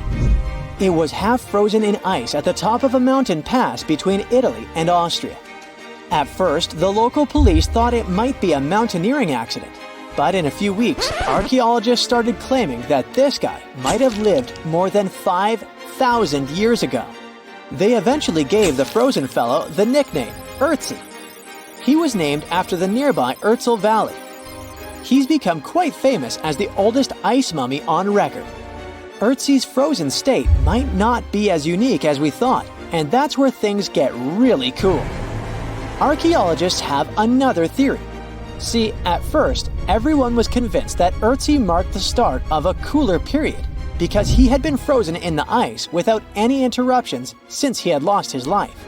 Yet, over the past few decades, glaciers and ice patches worldwide have been melting away like ice cream on a hot summer day. Not just Ötzi, but other ancient relics like bodies, hunting gear, horse droppings, and even ancient skis started to appear. So, archaeologists say there are similar sites. They found quite a few, and they all fit perfectly into this growing field of glacial archaeology. It seems like as the world warms up, it will show even more ancient secrets from the deep freeze. Moving on to another amazing discovery. In 2018, William Taylor and Nick Jarman were exploring the snowy slopes of Mongolia's Altai Mountains. They found an ancient treasure trove hidden in the ice. Inside the trove, they found a well-preserved 3,000-year-old arrow shaft adorned with ochre markings. It was in pristine condition, a rarity for organic items that old. They found other items too, like a bronze arrowhead with bits of animal sinew still attached. All of these relics had been untouched for hundreds of years, since they had been locked in the ice. In Mongolia, rising temperatures have melted ice patches that remained frozen for centuries. Similar discoveries have been made in the Yukon, US, Italy, Siberia, and Norway. Thousands of sites have been identified. Yet, scientists are racing against time to document and preserve these artifacts before they're lost forever. The study of these artifacts challenges the definition of these environments as wildernesses and shows how indigenous people coexisted with nature there. Sometimes people find simple items too, as simple as a sandal. This one, discovered on one of central Norway's mountain passes, indicates that people used this route roughly 1,700 years ago. This suggests that there was less snow and ice in that area back then. The sandal, dating back to around 300 BCE, resembles Roman sandals of that era. Again, in Norway, hunters found an iron sword high up on a mountain, more than 5,250 feet above sea level. There's no nearby burial site, and it's puzzling why someone would have a sword in such a remote location. Archaeologists speculate that the owner might have become lost. Then, in 2011, unusual objects resembling giant slingshots began to emerge as the ice melted. Radiocarbon dating suggests that this particular object was crafted around 400 BCE. It measures over 3 feet long and has knife cuts. Those puzzled archaeologists until one team member recognized them as tang, or pliers, used to secure loads on sleds when transporting hay or leaving for animal food. People in the area used hay sleds with pliers until the 1950s, when tractors became more common. Now, let's get back in time to thousands of years ago. We can easily do that by looking at this woolly mammoth. This creature looks a bit like a cherished but slightly worn-out toy. This ancient giant, whose heyday was 39,000 years ago, is the best-preserved mammoth ever found. Even its signature shaggy hair is surprisingly well-preserved, having been trapped in glacial ice until its recent discovery in Siberia. This remarkable animal is stepping into the limelight in Yokohama, Japan. Scientists are running tests that might bring this extinct species back to life. When they stumbled upon this female mammoth, they uncovered a hidden treasure, a sample of her blood preserved beneath the ice. So they believe this ancient blood could hold the key to resurrecting the mammoth. They also found well-preserved muscle tissue. She was between 50 and 60 years old when she met her icy fate. The discovery of mammoth blood has reignited debates about the ethics of bringing back extinct creatures, like in Jurassic Park. Their ambitious plan is to implant an egg into a living elephant for a 22-month pregnancy, hoping that at least one living mammoth cell might survive. Hop on, we're going to the French Alps. We are at a spot not far from where an Air India plane tragically crashed 46 years ago. We're accompanied by a diligent mountain rescuer and his neighbor. They went to this area after a bunch of tourists had noticed a strange-looking thingy on a glacier. It was a bag. The Indian embassy in Paris got wind of it, and it was all set on getting that bag. What makes it kinda cool is that it had diplomatic mail and Ministry of External Affairs written on it. The Air India flight was on its way from Mumbai to New York when it took a nosedive in January 1966. It took 117 people on board down with it. Guess what else was inside the bag besides the soaked diplomatic mail? It had a stack of old Indian newspapers. So, alongside those, they also found bits of the plane's cabin, a lone shoe, and a bunch of cables. Totally unexpected treasures on that mountain. During the summer of 2013, scientists stumbled upon a message left behind by a geologist named Walker, who had placed it there 44 years before. That message sort of served as the man's last testament. He passed away just a month after hiding the bottle in the rocks on the island. The content of the message was quite astounding. In 1959, Walker had measured the distance from those very stones to the glacier's edge, and it clocked in at a mere 167 feet. By 2013, that distance had ballooned to 400 feet. Researchers are convinced that this stark contrast between the two measurements underscores the consequences of ongoing global warming. Imagine the melting ice in Norway's mountains as a time machine revealing a treasure trove. Nearly 800 Viking artifacts tucked away for over 1,000 years have been unearthed. They give us a peek into the bustling trade networks of the Viking era and the critical role of the mountain passes in this ancient commerce. Among the finds are leather shoes, cozy woolen mittens, stylish tunics, feathered arrowheads, horseshoes, walking sticks, and kitchen gadgets from the Viking chef's toolkit. There are even Viking pack horse souvenirs. These artifacts provide us with insights into ancient travel habits and the peak times when those paths were bustling with activity, and give us a glimpse into the lives of adventurers. A man went for a walk not far from Buenos Aires in Argentina and found something that looked like a dinosaur egg lying in the mud. When he shared his find with his family, everyone thought it was a joke, but it was actually very real. Except it wasn't a dinosaur egg, but a glyptodont shell. These guys went extinct thousands of years ago. Some of them grew up to be the size of a small car. The Paleo-Indians, who were the ancestors of Native Americans, must have had a fun time living alongside those beasts. People keep finding similar black scaly shells, which are fossils of glyptodonts in the Americas. These creatures thrived in South America for tens of millions of years and also spread up north. They had thick armor, called a carapace, and tough, grooved teeth for eating grass. They weren't always giant, but it looks like a colder climate before the Ice Age, with open woodlands and plenty of grass, helped them evolve. It's pretty hard to hide when you're huge, so they may have developed their fused armor to protect themselves. One of the most famous types had a long tail with spikes that it used to fight other glyptodonts for territory or mates. Although they look similar, the ancient glyptodonts were really different from today's armadillos. Glyptodonts had a hard, heavy armor made of fused plates, and today's armadillos have flexible armor and can roll up into a ball to protect their soft tummies. Plus, glyptodonts ate grass using their grooved teeth, and armadillos prefer insects for lunch. But despite all the differences, recent studies of their DNA showed that glyptodonts actually belonged to the armadillo family. If you think the glyptodont was scary, just wait till you meet the giant short-faced bear.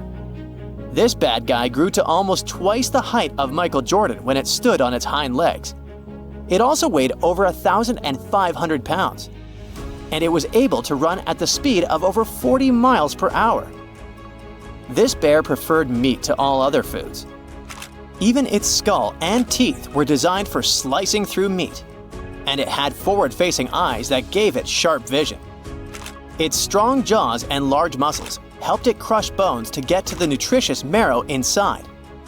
The giant short-faced bear lived in places like Minnesota and west of the Mississippi River, all the way up to Alaska. It went after or scavenged big animals like bison, muskoxen, deer, and even ground sloths. But it eventually went extinct because its prey didn't survive the Ice Age. Today, the only living relative of the short-faced bears is the spectacled bear from South America. This guy is much smaller, about the size of a black bear, and it eats both plants and meat. Game of Thrones fans, the next one is for you. The orphaned wolf cubs adopted by the Stark family in the epic series were inspired by dire wolves. Their name translates from Latin as terrible wolf. These great uncles of modern dogs were almost 5 feet from head to tail and weighed around 150 to 200 pounds.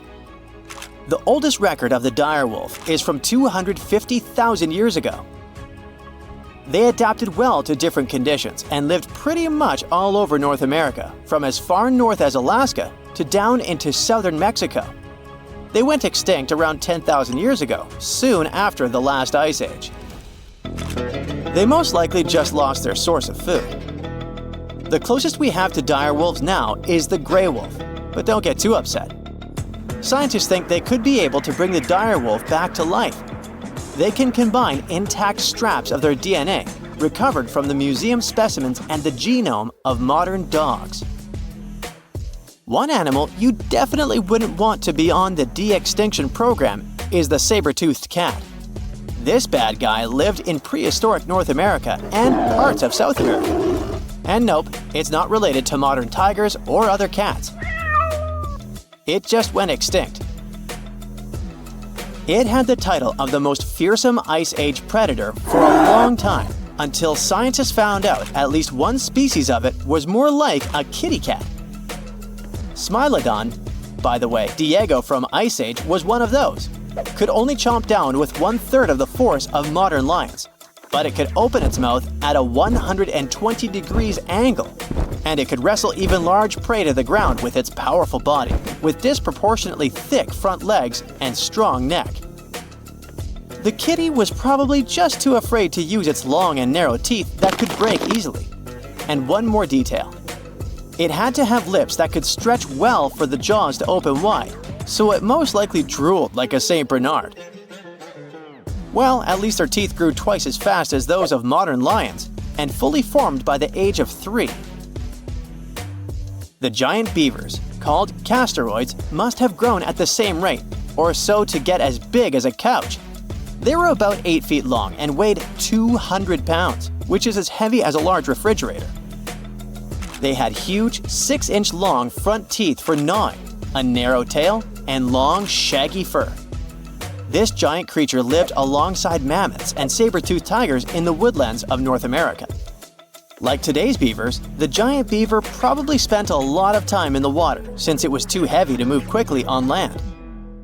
Unfortunately, we don't know for sure if giant beavers built equally giant dams. Even if they did, none of those structures survived over time. Some people think a giant beaver built a 4-foot-tall dam in Ohio, but it's just a guess. Eventually, the giant beaver disappeared, just like other big animals from the last ice age. Early human settlers in North America may have sped up its extinction, as they probably liked its thick fur and meat. By the Ice Age, mastodons, some remote offsprings of the early elephants from Africa, crossed a land bridge that once connected Siberia and Alaska and made it to North America. Mastodons, like woolly mammoths, had thick, shaggy fur that helped them keep warm in the cold climate of the Ice Age. But unlike the mammoths, who mostly grazed, mastodons were mostly browsers. They like to eat leaves from shrubs and the lower branches of trees. Scientists often find woolly mammoth fossils together, which means they probably lived in groups, like family herds. Mastodon fossils are usually lying alone. This means they may have preferred living on their own and only came together to mate or for a short time with their young. Sadly, both mastodons and woolly mammoths went extinct around 11,000 years ago, not long after the Ice Age. Scientists think this may have happened because of changes in weather patterns, fewer food sources, and possibly early humans. They figured out that one mastodon could feed a tribe for a week and dress them for years. You can mostly find camels in deserts in places like North Africa and the Middle East now. But scientists believe they actually came from North America, especially the lands west of the Mississippi River. Fossils show that camels appeared on Earth about 44 million years ago. In 2015, a team of scientists from the University of Louisiana discovered the bones of a giant ancient camel in Oregon. This camel was between 12 and 14 feet tall, like a modern giraffe. It lived around 7 million years ago and had a long neck to help it reach high plants. About 6 million years ago, some early camels crossed into Asia over the Bering Strait land bridge. Once they arrived in Asia, these camels split into 2 types we know today: the Bactrian camel with 2 humps and the dromedary camel with 1 hump. You won't find wild camels in North America anymore, but some of their relatives, such as llamas, alpacas, and guanacos, still live in South America. You decided to go scuba diving for the first time. The water is clear and the sun is shining on the seabed. You take a few selfies and the fish swimming by when suddenly the ocean goes pitch black. You look up and, oh my, what is that gigantic animal? It's definitely not a shark, not a whale. Is it a turtle? Yup, but fear not, it's not gonna hurt you. If you had lived on this same Earth about 72 million years ago, then maybe this could have really happened to you. Scientists have recently found the fossils of a gigantic marine turtle that could have grown as big as 12 feet. If you don't have any idea of how big that is, let's see some examples. That's the average length of a hippopotamus, 6 golden retrievers, or 2 Michael Jordans stacked on top of each other. The turtle's scientific name is an homage to that old-school sea monster called Leviathan. Maybe you remember this from old-school history lessons. The Leviathan is supposedly a mythical creature that would swallow entire ships or people that were deemed too greedy by the creature. Can you imagine being swallowed by this humongous sea turtle? No, thank you. The fossils of this gigantic creature began to be excavated between 2016 and 2021, all the way in northeastern Spain. The first fossil was located by a hiker in the Spanish Pyrenees, and it was around 8 inches long. The pelvis of this turtle alone measured around 35 inches.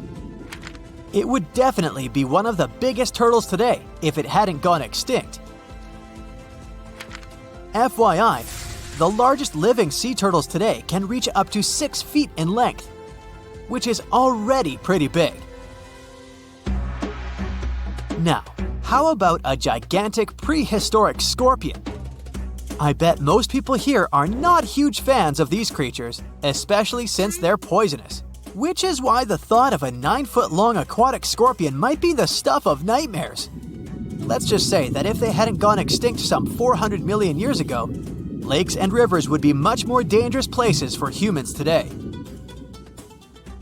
These gigantic insects were considered to be apex predators in their time, hunting everything from fish to other animals, even of their own kind. Yikes! I got goosebumps just imagining these creatures. Should we thank the asteroid that hit our planet now or later on in this video? Another prehistoric animal that would shock humans if it were still alive is the so-called Megatherium, a gigantic sloth.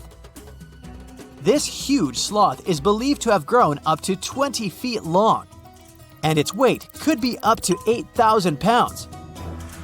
It was found in the woodlands and grasslands of South America. The creature used to stand on its 2 feet in order to reach leaves on high branches. These giant sloths had huge claws.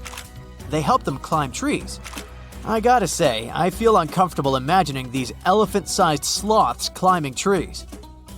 Oh, of course, some dinosaurs will make our super-sized creatures list. But before that, here's a fun fact. Did you know some dinosaurs are still alive today? Scientists have proven that birds are classified as theropod dinosaurs. Such infamous creatures as the T-Rex and Velociraptor belonged to this group. I'm sure you've heard these names even before you watched Jurassic Park. The Velociraptor is that scary dino that breaks into the kitchen. Well, they evolved, gained some feathers, and turned into various species of birds we know today. That means that any bird from chickens to those little blue ones is a direct descendant of dinosaurs. Now, does the name Spinosaurus ring a bell? You can see this huge dinosaur in some museums today. Its fossils, I mean. The Spinosaurus was one of the biggest land predators to walk Earth. Actually, to walk its land and water, since scientists believe that this dino was semi-aquatic. It fed mostly on meat, which means humans would be its natural prey if it lived today. This meat-eating dino lived around 90 to 100 million years ago. It was about 60 feet long, 12 feet high, and weighed up to 22 tons. Its head was around the size of 8 bowling balls and was shaped like a crocodile's face. Basically, the Spinosaurus was a big African elephant with the face of a crocodile. Just kidding. But that would look funny though, wouldn't it? A much more attractive dino was this guy. It's considered to be the largest dinosaur that has ever lived on our planet. What made it so big was its extremely long neck and very long tail. You wouldn't want to stand behind this creature, believe me. If it decided to swish its tail, you'd get catapulted very far away. This creature lived around 100 million years ago, and its fossils were first found in Argentina around 2012. The dino measured 120 feet from head to tail, which made it almost as big as an American football field in width. And have I mentioned it weighed almost as much as a space shuttle? A staggering 75 tons. If it had been a carnivore, it would have probably been the greatest predator. But this big guy was a peaceful herbivore that had such a long neck that it could eat leaves from high trees. Cute, right? We must also talk about the Shastasaurus. As the name suggests, this animal is popularly known as the Mount Shasta lizard. Even though it was a marine reptile and probably never set foot on the mountain itself, this dino was usually around 23 feet long, but there was a specific strand of this species that could get as big as 69 feet long, about the size of the great blue whale. This made it the biggest marine reptile to have ever lived. A fun fact about the Shastasaurus is that scientists believe it didn't even have teeth, which means it could only feed on soft-bodied prey, such as squid, for example. The next animal on our list is the blue whale. Believe it or not, the biggest living animal on Earth actually started small. These days, the average mature blue whale can reach up to 100 feet in length and weigh up to 200 tons. That's more or less the weight of 40 elephants put together, or 30 Tyrannosaurus rexes, or 2,670 average-sized people. Blue whales have to eat up to 50 million calories per day to support that body. That's the equivalent of 30,000 Big Macs, just FYI. But blue whales weren't always this big. They actually evolved from a 4-legged mammal that lived on Earth around 48 million years ago. Their ancestor was called Pakicetus, and it was only 6 feet long. Here's a fun fact. To be able to live in the water as one does today, the blue whale had to go through some intense adaptations. A blue whale can replace up to 80 to 90% of oxygen in its lungs each time it takes a breath. A human replaces only up to 15% for comparison. It allows these animals to dive for up to 1 hour at a time, down to a staggering depth of 330 feet. Elephants were bound to make the list. Elephants are currently the largest land animals on Earth. They can grow to be about 13 feet tall and weigh up to 7 tons. That's pretty small if we compare it to the other animals that once lived on Earth, right? But if we placed a 6-foot-tall human next to an elephant, we'll see it's not at all that small. African elephants are bigger than their close relatives, Asian elephants, and they have a similar lifespan to humans, up to 70 years. Pokemon might have made us collectively wish that salamanders were real-life dragons, although they're not. They can still be pretty cool though. There's a giant species of salamander that is known to be the largest living amphibian. They can grow to be as long as a regular-sized human, reaching up to 6 feet. I bet that wouldn't be a pleasant underwater encounter,